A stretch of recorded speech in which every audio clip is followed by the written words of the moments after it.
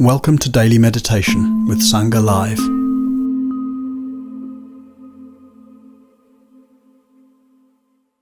Just noticing you, checking in, that sense of you being all around the world, and yet here we all are together. And then also, some of you just reporting the dark turning to light, the rain or absence of rain. And, just reflecting a little on the world. In a way, that's what we're always encountering. Our whole life is encountering what we call the world. In a way, we make up two different worlds, which we call an inner world called me and an outer world called the world. And yet there aren't really two worlds. There's just the world of experience, the world of sense impressions, which is also the world of sensations and feelings and thoughts. And so much of our struggle and difficulty and so much of the ways we behave badly with each other are because we make different worlds, the world of inner and outer, the world of me and not me, the world of us and them. And to cross those boundaries then, that may find conflict and struggle and violence and all the rest. So on the one hand, just hearing you speaking about the rain, I've called to mind that troubles of the world in terms of the climate. So many examples of that, both recent, really devastating hurricane in the US, and actually several different families that I know personally that have lost their homes in that hurricane. One of the teachers here at Sangha Live who teaches regularly, Deb Braid and Tal, her whole house was just literally destroyed by the hurricane. And she was very lucky actually the odds were not, when you see the house, that she was inside that house at the time with her partner, you were very, very lucky to get out alive. And then the follow-up, this is Hurricane Milton, I think it's called. That's also, I think, saying the strongest hurricane in more than a century, which is just landing in Florida. Okay. And then the tail end of Hurricane, I forget the name, that's just sweeping across Western Europe at the moment, losing a bit of its force, but there's big emergency warnings in large parts of France today, and the wind and the rain that we have here at the moment, it's just the kind of very edges of that. So it's like just the immediate sense of the fragility of lives, climate, just as evidenced by these storms. And then the larger sense of just a destabilizing climate, a collapsing stability of climate. And maybe you saw the latest report yesterday, the latest climate report that points out in very, very strong and very, very alarming terms just to what degree the survival of humanity, or certainly anything like a kind of large-scale, organized, civilized, infrastructuralized humanity, is absolutely on a knife edge. And here we are as human beings capable of so much beauty and creativity, dynamism, and yet so stupid, or let's say so incapable of arresting our momentum of consumption and destruction. And then the wider sphere as well of violence in the world and warfare and cruelty. That's in our news feeds every day. It's particularly highlighted at the moment because of the anniversary of the war, Israel, Gaza, Lebanon now as it spreads. And just kind of how painful that is. And as well as elsewhere in the world, Sudan, for example, many other places, Ukraine, etc. And the news spotlight moves for various reasons towards one of those conflicts and then away and towards another of them, etc. And we might feel particularly exercised by the one that we feel focused on, or the one that the media sources we draw and pull us to. If we just actually zoom out, or if we try those wars or those conflicts that particularly catch our attention, if we try to really educate ourselves about what's happening there. And what's happening on both sides? What's the ideology? What's the methodology? What's the historical context? Wow. It's kind of intractable. And I get most days I get some kind of get people emailing me or putting things on my social media and asking me sort of directly why either myself or why either the Buddhist world, as if I could speak for the Buddhist world, is silent about, or perceive, this is what the questions is, why there's kind of a sort of silence about wars, particularly the Israeli Gaza war, Lebanon war now. That one gets much more attention, at least pulled to me, rather than Russia, Ukraine, or Sudan, or elsewhere. And really, it seems so easy to put a voice out and to call for a ceasefire, for example. Although, as I was hearing yesterday, a ceasefire has got nothing to do with peace. A ceasefire is about regrouping to strengthen one's positions.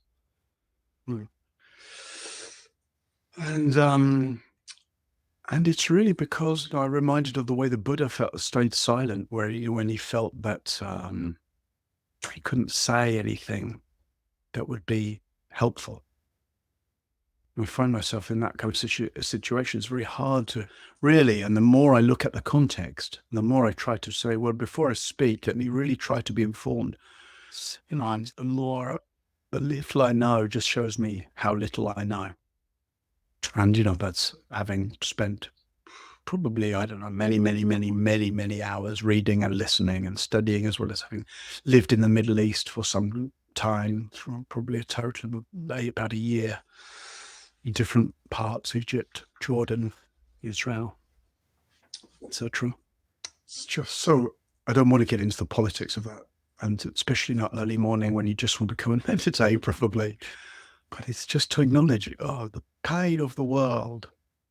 And the theme of the week is emptiness and fullness, right? And we spoke about fullness in different ways, in terms of shrines and in terms of multitude of beings, and in terms of a practice that includes trees and spirit beings and all kinds of other things. So today I just thought, to point to fullness in a way that can actually take in. And that's, I think, the challenge of our practice, how to take in and make room for the suffering of the world without either being emotionally overwhelmed by it. It's terrible, it's too much, and then we collapse into hopelessness and despair.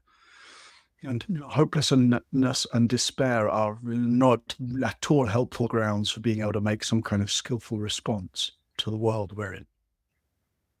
Not collapsing into hopelessness and despair, nor hardening into kind of rigid views as if we know all the rights and wrongs of things, as if we know what should be done. Particularly in the whole huge complexity of the Middle Eastern situation, and how many, and of course they're coming from a sense of a wish for care, they're coming from a wish for peace, but how easily I see people hardening into the sense that, this is what should be done. And there's this hugely intractable, hugely complex geopolitical background, and then there's other worlds, considerations that get pulled into that kind of world. So, often silence is there's some idea that silence is complicity or that silence is cowardice. But I thought really, sometimes silence is neither complicity nor cowardice. It's actually uh, the it's wisdom. It's resting in one's deep reflection. It's waiting to see what could I say that feels genuinely true and useful and isn't just contributing to a kind of hardening of views. And I certainly haven't managed to find that yet, which is why in the larger public forum, I stay more or less silent. Because as soon as one has a view, the nuance gets squeezed out, things get polarized. And certainly social media pronouncements are not at all a context where nuance can still be held. So that's just a little context. It's more than enough for all of that now. But if, when speaking like this, it evokes in you the sense of just the pain of the world. Well, let's see, is it possible to enter into the pain of the world as we feel it with a great deal of tenderness, tenderness, tenderness, tenderness for the pain we feel internally, tenderness for the pain that plays out externally, a tenderness that can actually dissolve the difference in worlds so that we're not caught in an inner and an outer, an us and a them, and a clear seeing and a tender heart. Those are good resources from which to navigate the intractable, boundless suffering of the world, as well as good places from which to recognize the endless beauty and love that's in the world. So this is where we meet life. This is where we enter into our practice. This is the endless paradox, boundless suffering, limitless love. So please take your seat for meditation.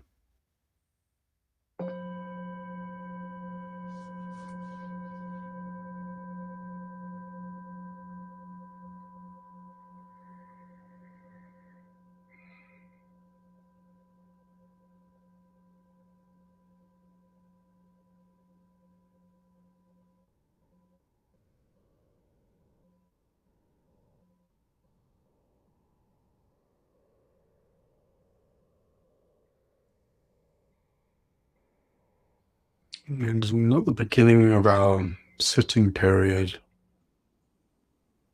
please just steady yourself in the immediate, just body sitting, body breathing. And then just giving yourself some time for your nervous system to soften a little bit, for the muscles in your face and your arms and your chest and your belly to relax.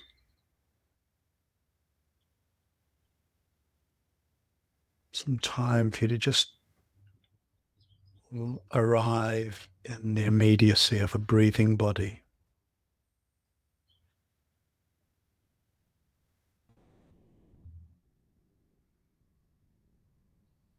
And to invite this quality of a tender heart.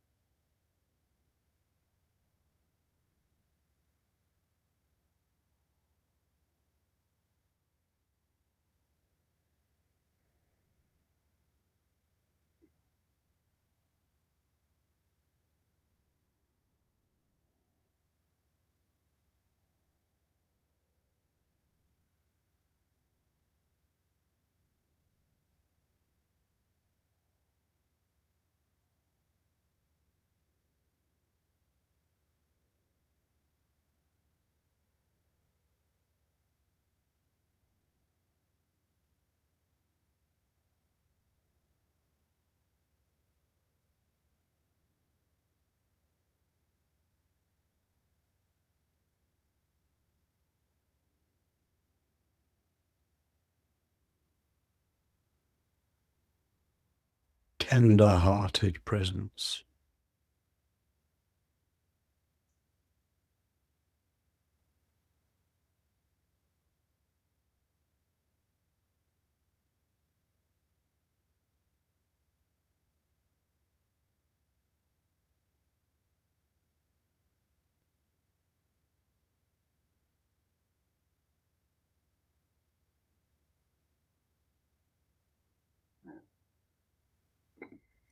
So if you can let this tender-hearted presence spread throughout the field of your experience. Tender-hearted presence in the breathing,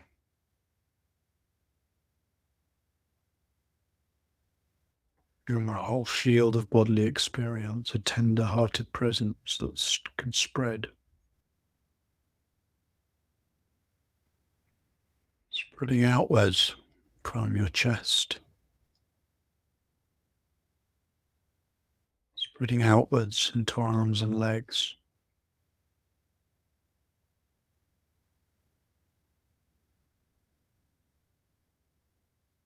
Spreading upwards into your throat and the head and beyond.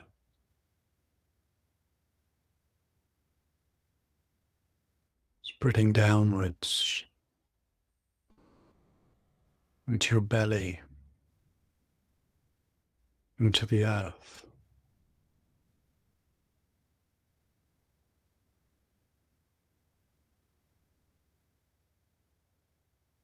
Tender-hearted presence pervading experience.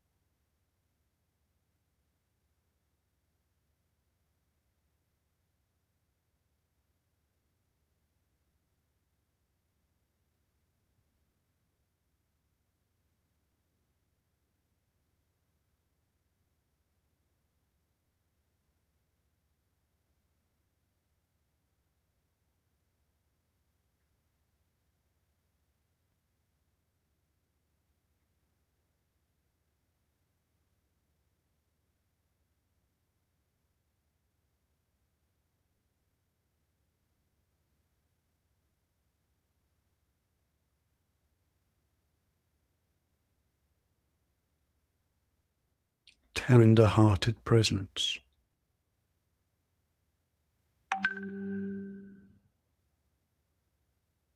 Gentle.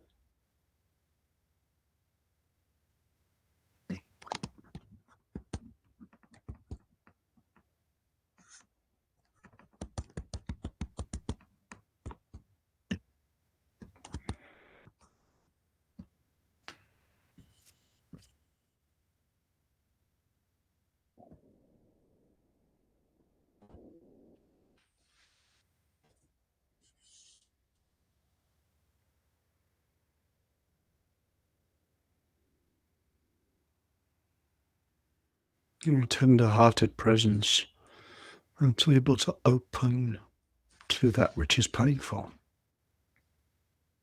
to care for that which is difficult, to tend to discomfort and pain.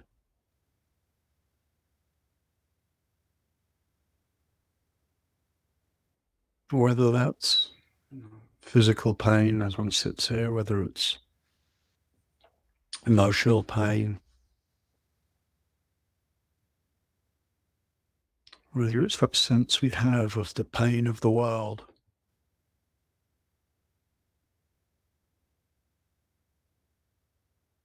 Each of your practice this morning be one of seeing moment by moment how one can tend to the painful.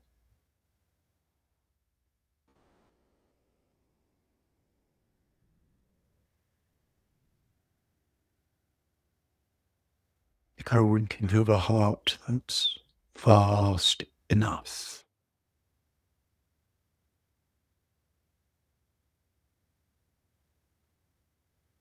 so as to recognize and acknowledge and contain the boundless pain of the world, as well as the endless beauty of the world.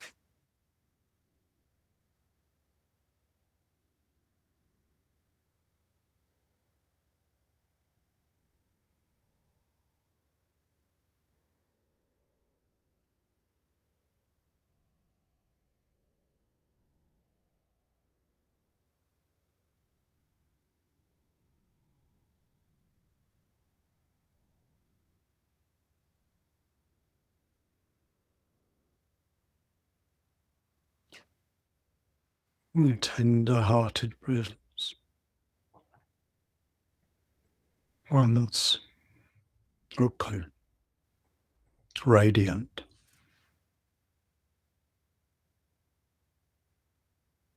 edgeless,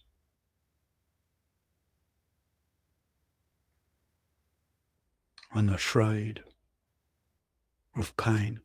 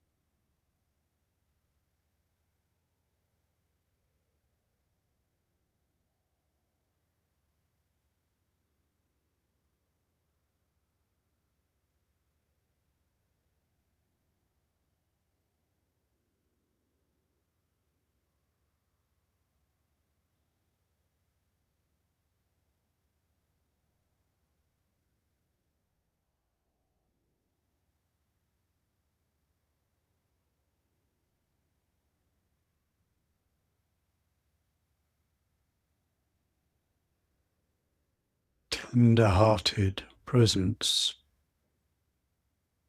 is one that relaxes your body.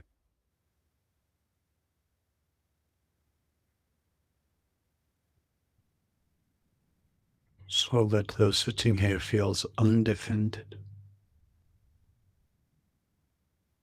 undemanding.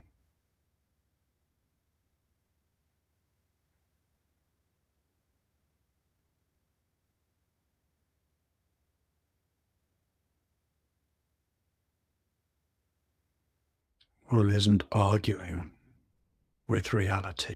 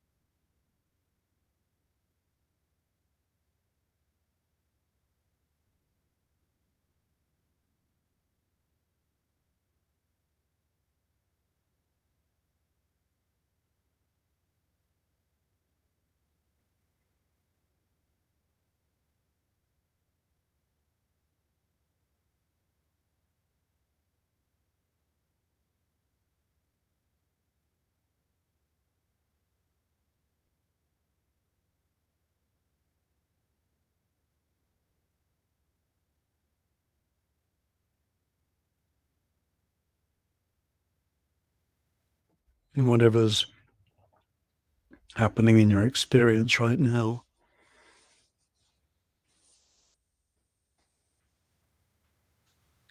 How can you meet it with a tender heart?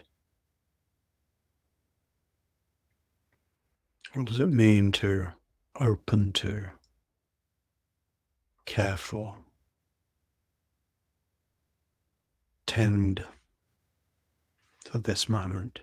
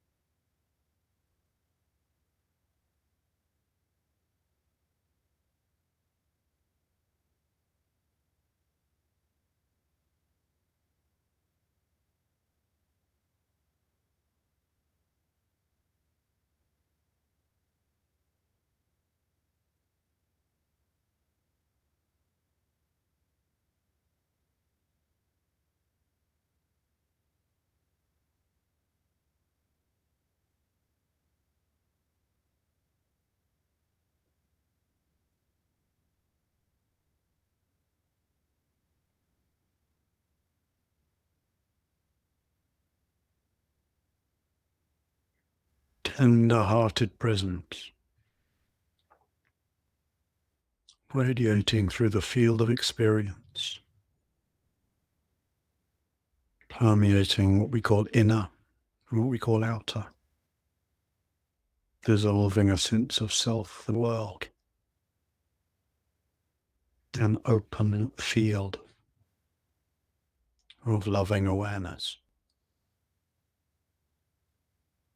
gentle awareness, tender awareness.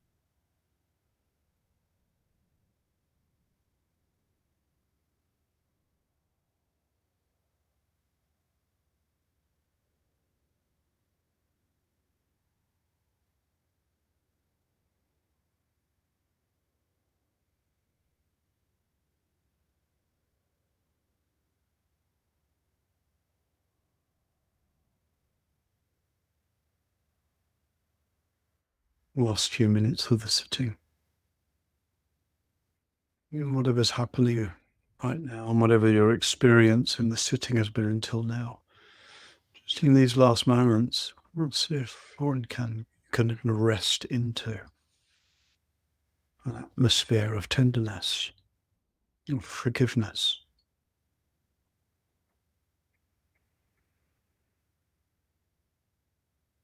An atmosphere that can hold all the seeming contradictions and paradoxes of the world and of your own experience, your own heart and mind.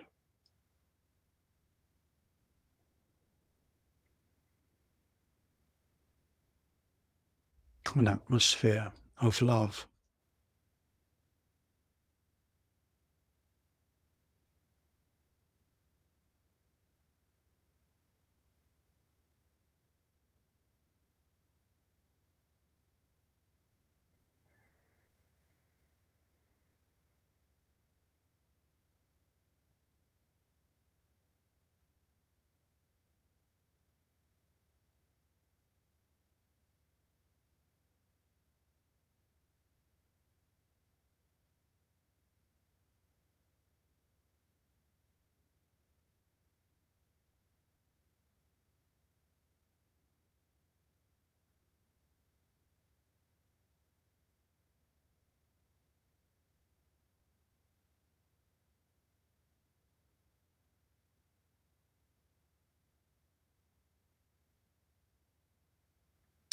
May we all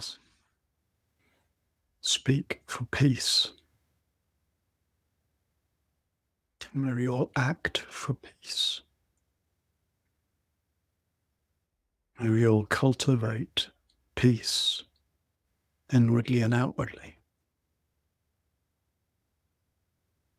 May we all know conditions that conduce to peace.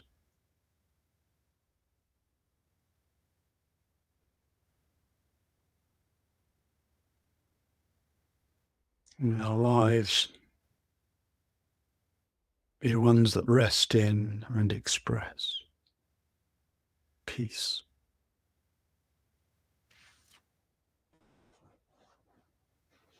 And tenderness,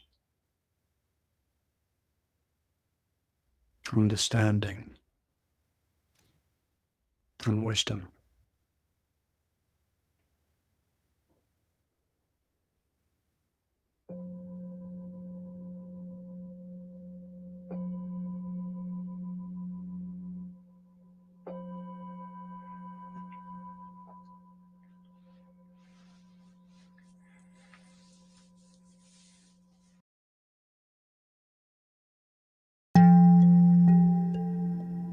Today's podcast is an offering to you from our archive of freely available live daily classes.